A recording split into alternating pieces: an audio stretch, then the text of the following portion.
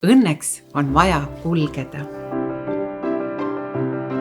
Ma olen olnud aastaid loodusainet õpetaja ja minu moto on, et kui oled metsas, jääd ellu. Teades esivanemate tarkusi, ei ole võimalik eksida, sa saad alati hakkama. Käies gruppidega metsas, siis me nägime, kuidas inimesed on pinges, kardavad, nad ei julge raja pealt kõrvale astuda. Tulimegi sellele mõttele, et saame toetada neid ja toome inimesed loodusesse tagasi. Et see aitab inimestel rahuneda ja kogeda uuesti rõõmu.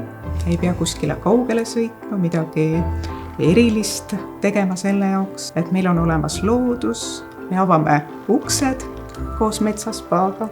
Me viime su metsa, hingame sügavalt, et rahuneda, kuulame lugusid taimedest, puudest, võtame ühe muusikalise hetke, naudime raviteed ja vabaneme oma eelnevast stressist. Tekib selline seos inimese ja looduse vahel uuesti.